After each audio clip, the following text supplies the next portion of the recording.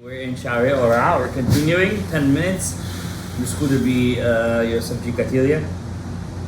Again, Aleinu. Right? So we were talking about that Esav, he's the opposite of Yaakov because he's Seir. Seir is Sar Ayin. He's the minister of 70 nations. Right? He's not part of the 70 nations. He's the minister, he's the Samech Mem on top of the 70 nations. Alright? And therefore, the Milchama of Hashem with Esav is deeper than just fighting the 70 nations. It's a Milchama to the king of the 70 nations, Gog uMagog, the head of the 70 nations. Lefichach Amar Katuv, that's why the Pasuk says, Milchama LaHashem ba'Amalek. And who's Esav's representative? Amalek, Midor Dor, from generation to generation. Sod Dor Vador, the generation to generation, whose Sod Hashem Zichrecha LeDor Vador. So twice God says the word Dor consecutively in a pasuk. Once by Har Sinai, by Amalek. It says, "I'm fighting Amalek Midor Dor, generation to generation." An eternal fight. Another thing, by Tehillim, it says, Hashem Zichrecha, God is your remembrance. That means God is within you. God is part of you. Dor, forever, generation to generation. Why is it the same word by both of them? It means there's some kind of connection between Amalek and Hashem within Am Yisrael. Zeh Zichri LeDor, and also by Shemot. But when God took the Jews out of Mitzrayim, He told Moshe Rabbeinu, "I am your zecher, I am your remembrance, midor dor." So He says, Rabbi Yosef, our main antagonist is the Samech Mem himself, not the Sar of Yavan, the Sar of Paras, Sar of Edom himself, Amalek himself. When Hashem will decide finally, it came the time to redeem Am Yisrael, which means it came the time to reveal Himself. What does it write about the Samech Mem? Im tagbia kanesha, if you will rise like an eagle, uben kochavim simkinecha, if you will put your nest among the stars, misham oridcha, from there I will put you down. Ne'um Hashem, I am Hashem. Ketzad yuridu, how does God bring down Esav at the end of days? Ba'alut moshi'im b'shem Hashem, shehem Hashem Elokim Tzivakot. When we will use the names, Hashem Elokim Tzivakot, al har Tzion shusot bekelchai. That means we have to connect the names Hashem, Elokim Tzivakot, and Kelchai. Remember, Kelchai was the Yesod. What is the names Hashem, Elokim Tzivakot? Netzach and Hod. Netzach and Hod. When the Yesod is by himself, Esav has an Achiza on the Yesod. When we connect, when we fix the Netzach and Hod, and we balance the Yesod between the Netzach and Hod, then what happened? Lishpot et har Esav, then we will be able to be shofet, the mountain of Esav, which is called Seir. Be'yifkod Hashem. You could say there's a 3-column system also over here. Everything is a 3-column system. You just have to know which column and which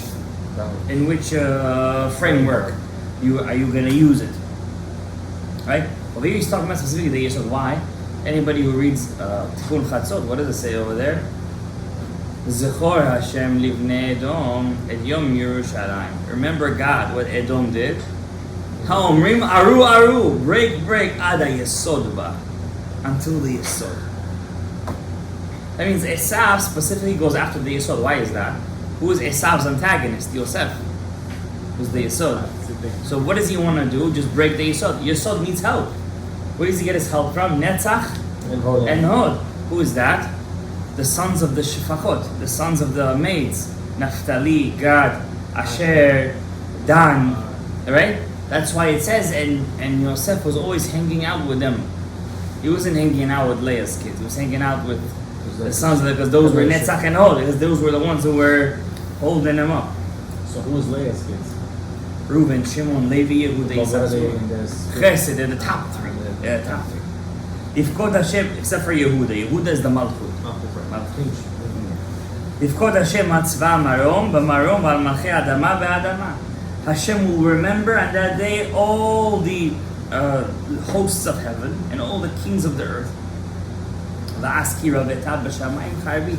And my sword will sway in the heavens. So we see he's just bringing many psukim that at the end of the day, Edom will fall. It's a matter of time. We're living in Edom, by the way. And it's falling. It's falling. That's what they say in Long Island. No, but you can see it. You know, Biden, just want to say one thing he said today. On my life, I'm not dropping out of this race. He's gonna drop He's gonna win, by the way. He's not gonna win. He's gonna win. Yeah. Biden? I think so. Nah. They're gonna fix it up, you mean? Yeah. They're gonna fix it up. Yeah. וביות זה מהכתיב, כי אז בא מאדום חמוץ בגנים ועצר. God is coming as the one who takes revenge with red clothes from Botzra. Botzra is a city in Edom. So he's just bringing psukim showing how Hashem is gonna bring salvation to the mountain of Zion and Edom will fall at the end. So there has to be a destruction to Edom, right? Unlike that, what people want to say, there is a good aspect of Edom. Edom will save us at the end. When they say destruction, it means like Desolation. Wipe out or Wipe out. Edom is under some. No civilization. Or does it mean like Edom is under some of men. What do you say that? I think it means that the civilization of Edom will cease to exist. That means like the civilization of Edom today is very prevalent on the whole world. Yeah. Sports, the Olympics are coming up in Paris right now. Everyone's making a big deal out of it. Fashion comes from Edom. Just the whole feminization of women, right? Everything is an Edomite concept, right? It's not an Arab concept, that's for sure. They want to kill for that. They want to kill for that, right? It's not an Ishmaelite. It's not even an Indian concept or a Chinese. It's an Edomite concept. I think that civilization has to go kaput before Mashiach could come. Like every civilization goes kaput. If it's Egyptian, if it's Roman, Greek, they all went. Persians, they all went to Svidania. It's hard to believe since they're so strong. They have atomic weapons and everything. Hey, they also had weapons back in the day. Everything has a end to it. There's always somebody stronger and greater willing to take the risk, right?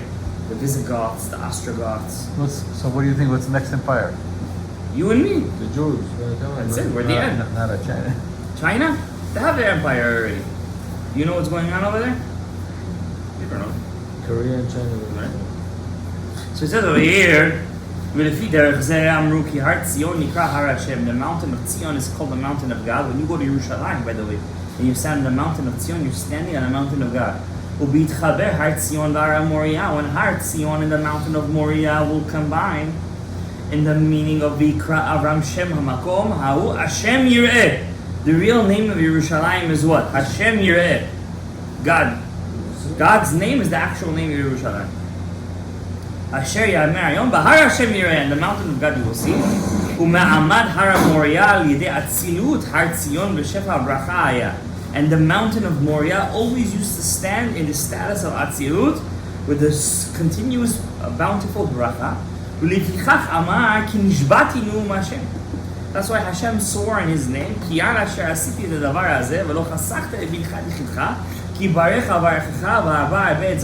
anybody who stands on Mount Moriah and Mount Zion, or you want to go there, right? Is instant baracha over there. You can ask for any baracha. If you want to, where is this? On the Har Moriah, on the Temple Mount. Oh yeah. Yeah. That's the closest place you could go is the Kotel HaMaravi.